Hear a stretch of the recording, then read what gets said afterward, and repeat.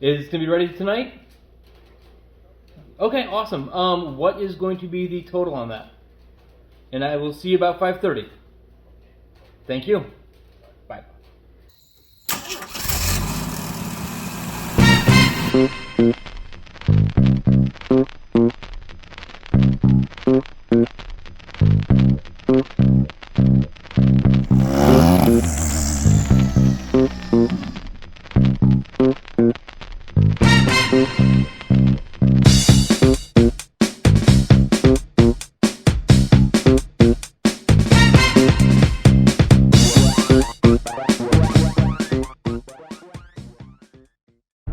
Welcome back to 10 Foot Customs. I am super excited today. I got the call that my block is done and ready to be picked up. It's been at the machine shop for 11 months. I dropped it off last February. So the block got machined, and I think the top of it got sanded down. I know he put my new pistons on my connecting rods, and he put my cam bearings in. So I'm excited to get it home, and we'll put a coat of paint on it, and we'll start the assembly process. So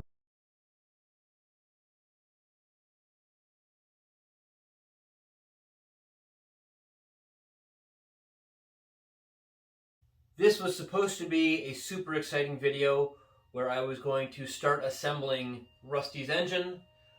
I finally got it back. The block has been at the machine shop for 11 months, and I finally got a call about a week and a half ago that it was ready for pickup, and I was super excited, even though there were some things that had changed from the point when I had dropped it off. So let me rewind you back to last February, when I tore this engine down, and I have another engine. I picked up an engine from somebody else. It's an older block, a 78 block. This is an 84 block. I tore them both down to see which one was the best. And even though the 78 block had less mileage on it, the ring ridge was worse. So I figured I might as well just get the 84 block, the stock block, done and put it back into Rusty. So from what I know from the original owner, was that he had the crank main bearings done and the connecting rod bearings done at some point in there, and that's all I knew that had ever happened to this engine while he had it. So I dropped this block off at the machine shop and said, hey, I need, because there's a ring ridge in here, and pretty typical, I just need a board over to whatever it needs to be to get rid of that ring ridge and get me a new hone, and then I need cam bearings put into it because they need to be pressed in, and I don't have the ability to do that. So that was last February. So now, calling the guy every couple of weeks, every month or so, to get to where we are now, he finally calls me and says, hey, the block has been cleaned, it's been sanded, I'm getting ready to bore it, and this block has already been bored 40 over. And I was like, oh, so it's 40 over and I still have a ring ridge. Can we do 60 over? And he goes, yes, 60 over is an option, but I don't recommend 60 over because there's a higher chance of head gasket failure when you go 60 over. I've never gone this far with an engine rebuild before. Doing a complete block crank cam is something I've never done before. So this is all new to me. So I am trusting the machine shop guy. This guy has been around, and this shop has been around a very long time. I am trusting that he is giving me the information I need. If he goes 60 over isn't recommended, I'm going to go, okay, I'll trust you, 60 over is not recommended. So what do you recommend that I do with this block as is? He goes, well, since it's already 40 over, there is a ring ridge. It's not awful, but you can feel it. There is one there. I can hone it, and we'll just put new pistons and rings in it. You're not running super high horsepower. This is going to be running maybe 105, think they were rated like 117 horsepower, whatever they were from factory. Nothing crazy. Just repiston it, re-ring it on a freshly honed bore, and you'll be fine. And again, I don't know if he's telling me. I would assume he's telling me the truth. I don't know if he's telling me the truth, but I have to trust him because he's done this for years, and this is my first time doing it. So I will bring you in here really quick to show you what I'm looking at here, and to show you where we are with some other stuff. So first off, you can see on every single one of these things the ring ridge. And this, and I don't know what that is, and I'm not 100% happy with it. You can actually feel it. I don't know what that is. Ring ridge there. So every single bore has a ring ridge in it. So again, you would think, again, and maybe I'm thinking wrong, but as a machine shop, you would at least clean this up a little bit. I did some research and found out that I can get a ridge, a piston ridge reamer, and I can clean this up myself and take off this ridge, because again, if the new pistons come up a hair bit higher or the ring is in the same spot, it's an edge. It's going to snap my rings. That was the first thing. So let me show you the second thing that I found on this block. Okay, with the engine flipped here, it does have brand new cam bearings all the way down the line here, which is nice, but they all kind of look like this. They've all been dinged up. They've all got like big nicks in them and stuff. One of them was, I don't know if you can see that one. They're just scratched. And I don't know if, I wouldn't think that's normal. So yeah, I don't know if that's normal or not. If that's, you get normal little scratch marks on them when they get installed. But with how careful they tell you to be with cam bearings, I wouldn't think so. Maybe I'm being overly picky. That I wouldn't have said anything about. I would just assemble it and be done with it. He got these in here, but got these beat in there. Like, it's not where you hit these things. I put some of these in, and I didn't do that to it. That one looks a little bit deeper than it should be, but again, I'm not going to nitpick little things like this. This doesn't bother me. So it's got a dent in it, not a big deal. Here's the final thing. So hold on. So the final straw in this whole thing, and it really has me now kind of concerned, is for the first time today, again, while I was setting all this up, I looked at my pistons. And these are 30 over pistons. So if he's right, and these are bored over at 40, and he ordered me 30s, that's not going to work at all. The piston rings, whichever I put them, they're also 30 over, which, okay, the pistons and the rings match, but if they don't match going into here, then it's not going to make a difference. And if these do fit in here, then why didn't I get my 40 over pistons and get it bored over at 40 over? I'm very confused on what's going on here. So what I'm going to do is I'm going to put some rings in here and actually get myself a ring end gap to see if these are 40s or 30s. What the gap is if they're 40 or 30, so I have an idea of where I am. I know most of you guys are going to say you need to go back to the machine shop and,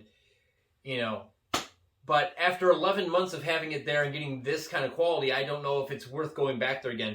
I've spent my money with him. He's gotten my money. I just don't know if I want to get to deal with this anymore with this guy. But let me show you some other things that I got for this engine, and then we'll come up here and we will check the ring gap on it, because there's some math involved with that. So let me show you what else we've got over here. Okay, so from the same machine shop, this is the crank. It's been sitting here for 11 months. It's starting to rust. I'm going to have to clean up some of these surfaces a little bit. They're not bad. It's very, very, I mean, most of it comes off on my thumb. But that needs to be cleaned up. The crank is done with, I forgot how big over those are, but I do have the bearings for those because they did have to cut the crank. So this is the head that I got back from the same machine shop. He did a great job on this. The valves, seats were cut, brand new valves. And then I picked up comp cam springs. And then I realized that these new comp cam springs don't fit the retainers. And so you can see they're off center. But, oh, and I was doing some research on them, and these springs are twice the spring rate of the factory springs. And then I was concerned that these springs being so strong would wipe out my brand new comp cam, which this cam is slightly hotter than a factory cam, but not by much. I didn't want anything where I had to change and worry about anything hitting on the on the cam or on the pistons or anything. So I wanted as close to stock as I could, but I wanted something slightly hotter. So this is slightly hotter. So anyway, back to these is I called Comp, which, man, their customer service is just amazing. The guy at Comp said, number one, break this cam in on the original springs. So even though I got the Comp springs on, I've got to take the Comp springs off, put my factory springs back on, do about 500 miles on the engine, and then take these springs, the factory springs off, put the Comp springs back on, and then he told me that I needed to get these spring retainers, which match with these locks. So that'll be fun. At 500 miles, I have to do that again. But whatever, that's fine. Brand new Comp lifters, hydraulic lifters. Got those. I got melling retainers for the rocker arms and new rocker arms in here. And then I've got my bearings, crank, and all crank bearings right there. And then my piston rings, again, 30 over. Gasket set. And then, so that's all the stuff that I have currently. I do know that I need to find a couple things. I'm really good at finding the deal. Like, you know, because I'm always searching for stuff. So I'll be like, oh, they have $10 off if you spend such and such amount of money at such and such Jeep part store. And so I'll be like, I need engine mounts. So I bought engine mounts. I've had the engine mounts for probably 6 months. Not even close to having ready time to put the engine in. But I've got them. My downside is I don't know where I put them. So I've got engine mounts somewhere. I've got probably 3 or 4 different things that have to go on this engine to be able to put it into the frame. I have to find. I'm really good at getting them, not very good at keeping them organized. I know I need an oil pump. I don't have the oil pump yet. I'm going to probably pick up a melting oil pump for it. I'd like to get one that's a little bit higher volume. I don't even know if that's available on these, but higher volume would be nice. But I'm okay even if it's a stock one. The stock one lasted forever. This one would too. The other thing I have for this is the oil pan is done. It's been done for a long time. It's painted, ready to install. And then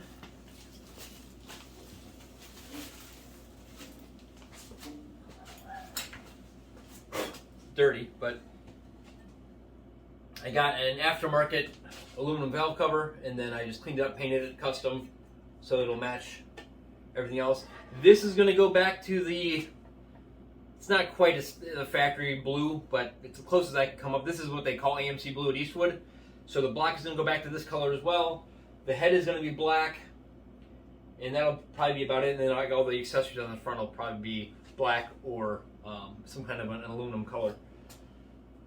But the plan was to start assembly on this thing, but now I'm going to have to check this piston ring gap to see where I'm at. This was not the plan. So let me look in the book to figure out what my factory spec is supposed to be, and then we'll come back to this and we'll take some measurements. Piston to bore clearance, piston ring end gap, compression ring. It says all is 0.10 or 0.010 to 0.020 inches. Now these are 30 over, and according to the paper that came with them,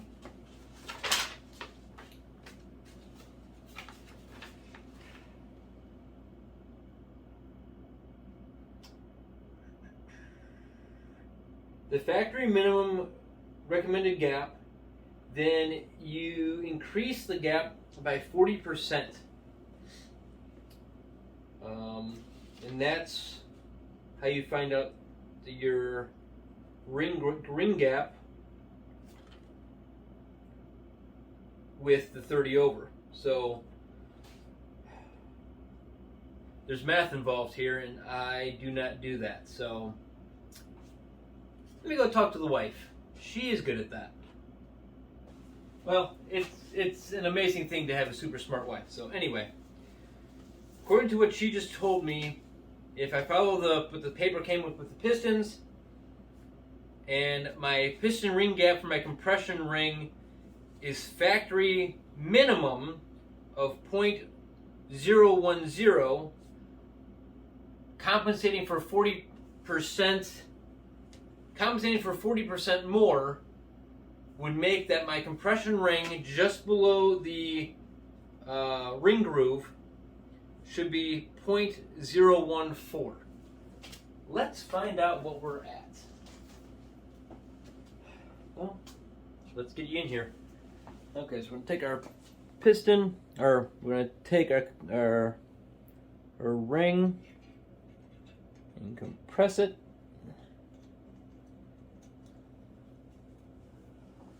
We'll go a little bit below the ring groove.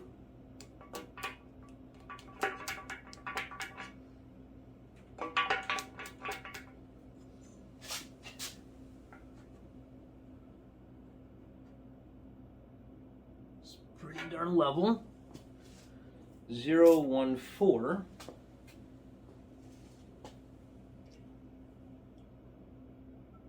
And that doesn't even fit.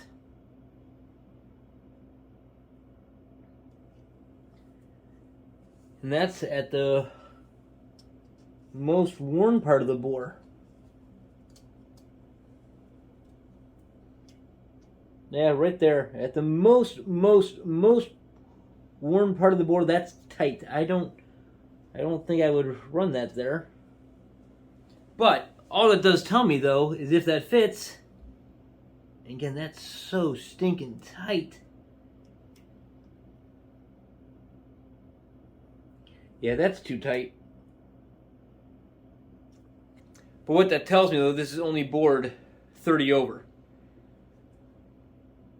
And if that's the case, I don't know if 40 over would get rid of the ring ridge all the way, but it tells me that I've got the wrong pistons and I've got the wrong rings. And this is never bored 40 over. So I'm at a point here where I'm kind of uncertain of my next plan.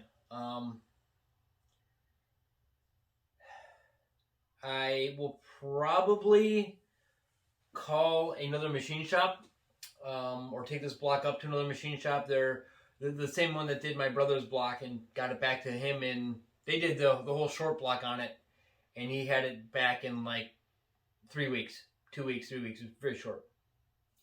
I just thought I would try a much more local place that, again, had really good reviews. I'm not quite sure what happened here. Or maybe I'm being overly picky and this is normal. I don't know.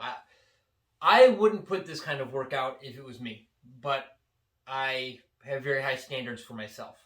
So, but I will probably call another machine shop and have them look at this and tell me whether or not 40 over will get rid of this ring groove, or this ring ridge, and if 40 over won't get rid of the ring ridge, what their thoughts are on doing 60 over. And if they think 60 over is just fine, then I will probably have them do 60 over if that'll get rid of the ring ridge, and I'll have them order me pistons, or I'll order my own pistons and rings up, and go from there. Just a very disappointing evening. I really had planned on being able to start assembly on this and start doing, get the cam put in and all, start some of the fun stuff I was really looking forward to doing, but I don't think that's going to happen anytime soon. And that's where we are. That's the latest update on Rusty. So, well, because this was my next thing to do on Rusty, I will probably slide Rusty over a foot or so and try to get Ruby over here in the garage where it's warm. Right now it's very cold. It was freezing rain today.